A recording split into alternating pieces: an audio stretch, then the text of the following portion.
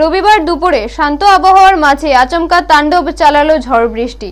বেলা প্রায় 12:30 নাগাদ কমলপুর শহরের আকাশ কালো করে নেমে আসে প্রবল ঝড়ো হাওয়া ও বৃষ্টি। মাত্র আধ ঘন্টার এই প্রাকৃতিক তাণ্ডবেই শহরের বেশ কয়েকটি এলাকা ক্ষতিগ্রস্ত হয়। সবচেয়ে বেশি ক্ষয়ক্ষতির খবর মিলেছে দশমী ঘাট এলাকা এবং কমলপুর কালীবাড়ি পাড়া থেকে। দশমী ঘাটের রাস্তার উপর ভেঙে পড়ে একটি বিশাল সেগুন গাছ, যার ফলে সাময়িকভাবে যান চলাচল ব্যাহত হয়। পাশাপাশি খেলার মাঠ সংলগ্ন এলাকায় উপড়ে পড়ে একটি বড় কৃষ্ণচূড়া গাছ। অন্যদিকে কমলপুর কালীবাড়ি পাড়ায় ঝড়ের দাপটে বেশ কয়েকটি বাড়ির চাল ও ছাদের উপর ভেঙে পড়ে সুপারি ও আম গাছ। এতে বাড়িঘরের কিছু ক্ষতি হলেও এখনো পর্যন্ত কোনো হতাহতের খবর পাওয়া যায়নি বলে স্থানীয় সূত্রে জানা গেছে। স্থানীয় বাসিন্দাদের কথায় আবহাওয়া একেবারে স্বাভাবিক ছিল। হঠাৎ করে ঝড় শুরু হয়, কিছু বুঝে ওঠার আগে গাছ ভেঙে পড়তে থাকে।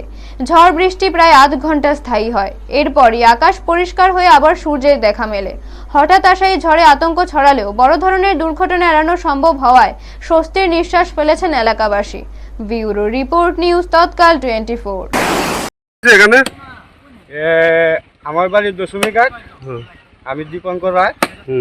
বাড়ির সামনে একটা বড় শিমুল গাছ ভাঙ্গা পড়ছে।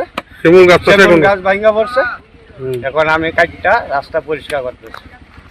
আর গাছ পড়লো কি এদিকে? এদিকে তো আরো এক দুটা টুকরা পড়ছে। কয়টার সময় হয়েছে?